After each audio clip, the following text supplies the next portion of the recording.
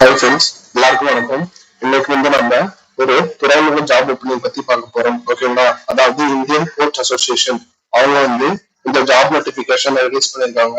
இது நம்ம தமிழ்நாட்டிலும் ஜாப் போஸ்டிங்ஸ் இருக்கு.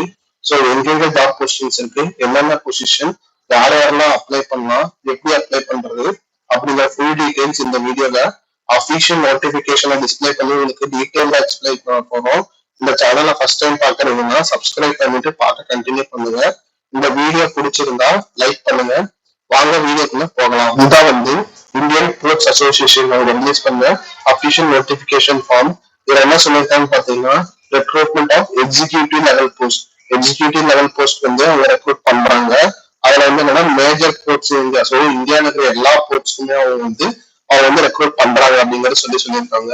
ஸோ நம்ம மேஜரா பார்த்தோம்னா நம்ம சென்னை போர்ட் அத்தாரிட்டி, அதுக்கப்புறம் விஓ சிதம்பரனார் போர்ட் அத்தாரிட்டி, இந்த ரெண்டு போர்ட்டுக்கும் என்ன டிசிக்னேஷன் சொல்லி பார்த்தோம்னா அசிஸ்டன்ட் செக்ரட்டரி கிரேட் 1 அந்த போஸ்டிங்ஸ் அவங்க ரெக்ரூட்மெண்ட் ரிலீஸ் பண்ணியிருக்காங்க. நம்பர் ஆஃப் போஸ்டிங்ஸ் 1 அப்படிங்கிறது சொல்லியிருக்காங்க. ஸோ அது அன்ரிசர்வ் கேட்டகரியில இருக்கு. ஓகேங்களா? இப்போ பே ஸ்கேல் என்னன்னு சொல்லி பார்த்தோம்னா 50,000 1,60,000 வரைக்கும் அப்படிங்கிறது சொல்லியிருக்காங்க. ஓகேங்களா? அடுத்து சென்னை கோர்ட் ஆஃப் அத்தாரிட்டி இன்னொரு போஸ்டிங் இருக்கு. அது என்ன போஸ்டிங்னா அசிஸ்டன்ட் டிராபிக் மேனேஜர். அதுக்கும் பே ஸ்கேல் 50,000 1,60,000 வரைக்கும் சொல்லியிருக்காங்க. இதுக்கு 1 வேகன்சி அவங்க ப்ரொவைட் பண்ணிருக்காங்க. அடுத்து இன்னொரு போஸ்டிங் இருக்கு. அது சென்னை பர்சனல் ஆபீசர் கிரேட் 1. ஓகேங்களா? அதுக்கு 1 வேகன்சி இருக்கு அப்படிங்கிறது சொல்லியிருக்காங்க. ஓகேங்களா? இப்போ இம்பார்ட்டன்ட் டேட்ஸ் என்னென்ன அப்படின்னு சொல்லி பார்க்கலாம். ஆன்லைன் ரிஜிஸ்ட்ரேஷன் ஸ்டார்ட் ஆகுறது நாளைக்கு ஸ்டார்ட் ஆகுது. அதாவது 10th of January 2025 ஸ்டார்ட் ஆகுது. அதோட க்ளோசிங் டேட் என்னன்னு சொல்லி பார்த்தோம்னா 31st of January 2025 க்ளோஸ் ஆகுது. ஓகேங்களா? இது எல்லாமே நீங்க ஆன்லைன்ல தான் பண்ணணும், ஆஃப்லைன் எதுவுமே பண்ண முடியாது. ஓகேங்களா? அடுத்து ஒரு டெசிக்னேஷனுக்கு என்னென்ன குவாலிஃபிகேஷன் வேணும் அப்படிங்கறதை பார்த்தலாம். ஓகேங்களா? ஒருவேளை நீங்க டிராபிக் மேனேஜர் போஸ்ட் அதுக்கு நீங்க அப்ளை பண்றீங்களா இருந்தீங்கன்னா டிகிரி மட்டும் முடிச்சிருந்தா போதும். Desirable experience not mandatory. So இது மேண்டேட்டரியே கிடையாது. ஸோ நீங்க ஜஸ்ட் டிகிரி மட்டும் வச்சிருந்தாலே போதும், நீங்க அப்ளை பண்ணிக்கலாம். ஒரு ஆப்ஷனல் எக்ஸ்பீரியன்ஸ் என்ன வேணும்னு சொல்லியிருக்காங்கன்னா 2 years executive experience in shipping, cargo operation, railway transportation in and industrial, commercial R government undertaking projects அப்படிங்கிறதையும் சொல்லியிருக்காங்க. அடுத்து அசிஸ்டன்ட் செக்ரட்டரி கிரேட் 1. இதுக்கு degree from an recognised university. ஓகேங்களா? இது ஒரு டிகிரி முடிச்சிருந்தாலே போதும் அப்படிங்கறத சொல்லியிருக்காங்க.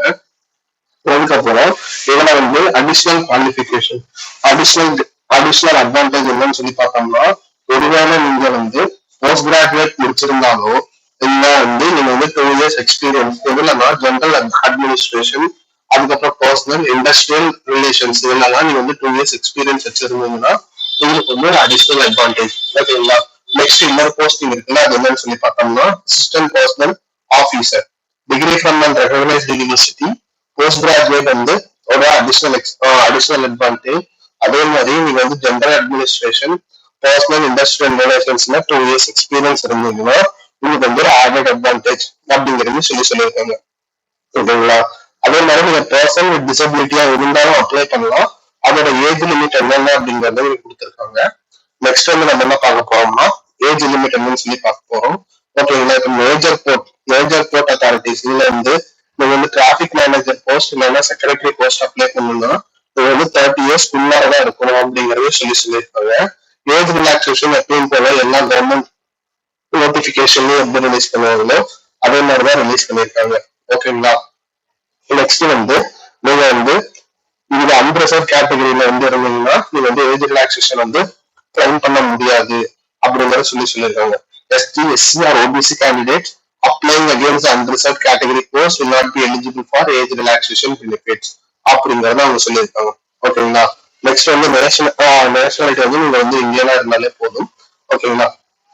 நெக்ஸ்ட் என்னென்ன எக்ஸாம்ஸ் இருக்கு அப்படிங்கறத பார்க்கலாம். ஓகேங்களா? Exams test of reasoning, quantitative aptitude, general awareness, English language இதெல்லாமே 20-25 மார்க்ஸ் இருக்கு. Total number of duration 19 minutes, 100 marks total exam அப்படிங்கிறது சொல்லியிருக்காங்க.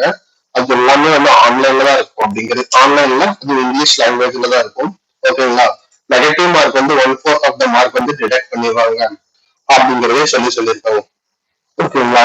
இப்ப வந்து நீங்க மினிமமா எவ்வளவு மார்க் எடுக்கணும் அப்படின்னு சொல்லி பார்த்தோம்னா, ஜெனரல் கேட்டகரினா 40% ஆஃப் மார்க்ஸ், ஓபிசில 35%, எஸ்டி எஸ்சி பர்சன் வித் டிசபிலிட்டியா இருந்துச்சுன்னா நீங்க வந்து ஜஸ்ட் 30% ஆஃப் மார்க்ஸ் எடுத்திருந்தாலே போதும் அப்படிங்கிறது சொல்லியிருக்காங்க. ஓகேங்களா. நெக்ஸ்ட் வந்து எப்படி வந்து இவங்க வந்து செலக்ட் பண்ணுவாங்க அப்படின்னு சொல்லி பார்த்தோம்னா, ஓவரால் பர்ஃபார்மன்ஸ் எதுலன்னு சொல்லி பார்த்தோம்னா கம்ப்யூட்டர் பேஸ்ட் டெஸ்ட், அதுக்கப்புறம் இன்டர்வியூ அப்படிங்கறத அவங்க சொல்லியிருக்காங்க. அதை வச்சு அவங்க வந்து செலக்ஷன் பண்ணுவாங்க. ஓகேங்களா. Next application fees. நீங்க வந்து அன்ரிசர்வ் கேண்டிடேட்டா இருந்தீங்கன்னா 400, ஓபிசி எஸ்டி எஸ்சி கேண்டிடேட்டா இருந்து சாரி ஓபிசியா இருந்தீங்கன்னா உங்களுக்கு 300, அப்புறம் எஸ்டி எஸ்சி கேண்டிடேட்டா இருந்தீங்கன்னா 200 ருபீஸ் அப்படிங்கறத சொல்லியிருக்காங்க. ஓகேங்களா.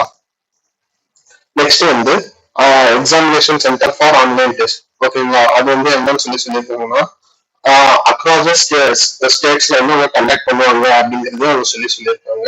ஓகேங்களா. இப்ப வந்து உங்களுக்கு என்னைக்கு எக்ஸாம் இருக்கும் அப்படிங்கறத 21 டேஸ்க்கு முன்னாடியே வந்து அவங்க வந்து இன்டிமேட் பண்ணுவாங்க அப்படிங்கறதையும் சொல்லியிருக்காங்க. ஓகேங்களா. இப்ப ஒருவேளை நீங்க எக்ஸாம் எழுத போகணும் அப்படின்னா என்னென்ன டாக்குமெண்ட்ஸ் எடுத்துட்டு போகணுங்கிறத அவங்க சொல்லியிருக்காங்க. வேலிட் கால் லெட்டர், அதுக்கப்புறம் ஐடென்டிட்டி ப்ரூஃப், அதுக்கப்புறம் photography of the identity proof, இதெல்லாமே நீங்க எடுத்துட்டு போகணும் அப்படிங்கறதையும் சொல்லியிருக்காங்க. ஓகேங்களா.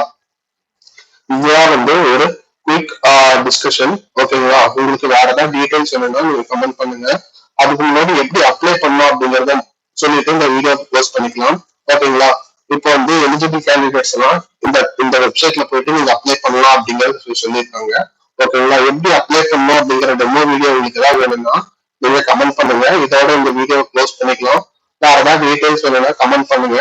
இந்த அபிஷியல் நோட்டிபிகேஷன் ஃபார்ம் வேணும்னா கமெண்ட் பண்ணுங்க. நான் உங்களுக்கு டைரக்டா சென்ட் பண்றோம். வேற ஏதாவது ஜாப் ஓப்பனிங் பத்தி டீடைல்ஸ் வேணும்னாலும் கமெண்ட் பண்ணுங்க. அதுக்கும் நான் உங்களுக்கு டெடிகேட்டடா ஒரு வீடியோ போடுறோம். தேங்க்யூ.